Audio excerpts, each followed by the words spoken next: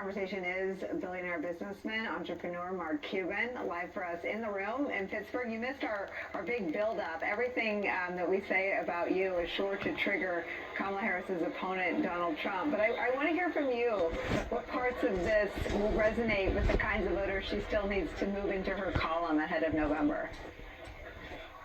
Well, the big question, obviously, is the economy. And, the people on the right, they're always talking about being a Marxist or a communist, which is ridiculous, and she really put that to bed today. She was very clear that she was going to partner with business. She was going to get business incentives to grow, that she respected and supported every size business from small to large, and that really the future of our country militarily, economically, it's going to be driven by new technologies that she understands and that she supports. It's just just so different from what Donald Trump is doing, and I think it's a real positive for the entire business community.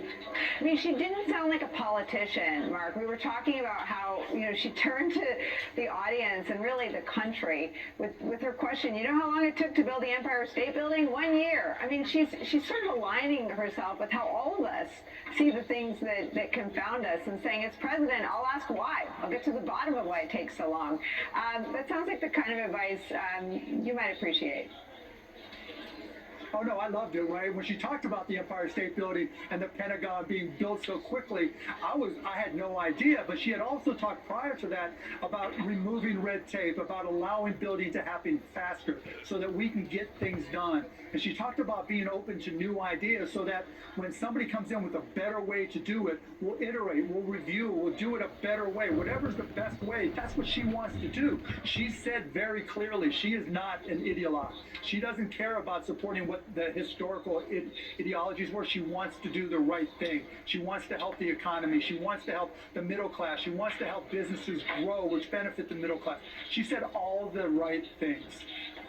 One of the things that she did very effectively, and it wasn't the bulk of the speech, is the burns on Donald Trump were brutal. She went after him for the Carrier plant in Indianapolis, offshoring jobs. She said 200,000 manufacturing jobs were lost. She described him as the, quote, biggest loser ever on manufacturing. Why does Trump even have the perception of being good on the economy? I mean, he's a good salesperson. He talks a good game, but it doesn't mean he follows through or gets the job done. And that's part of what she has to communicate. And I think she got a good start in doing that and was able to communicate that with Carrier as an example. Look, the starkest difference between the two, Donald Trump wants to threaten companies. We saw him threaten John Deere with a 200% tariff. That doesn't do anything to make John Deere's business better. In fact, it makes it easier for Chinese companies to compete with John Deere even after a 10 or 20% tariff. What did Kamala Harris say? She says she's going to incent companies to grow and build. She's going to offer tax incentives. She's going to make it easier to borrow money, the things that companies need to grow. So one is a hammer and the other is a carrot, right? How do we help businesses grow? That's such a stark difference. The other huge difference between the two, Donald is just so impetuous. He's so impulsive in everything he says about policy.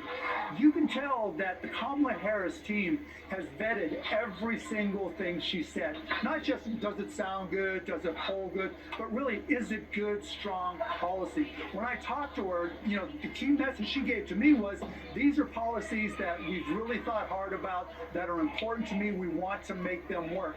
She's not just a sales rep just saying what she thinks the customer might want to hear. She's a good CEO who says, we need to do this right because I'm responsible to my stakeholders and we need to make sure we do it the right way. You could not have a greater difference between two candidates.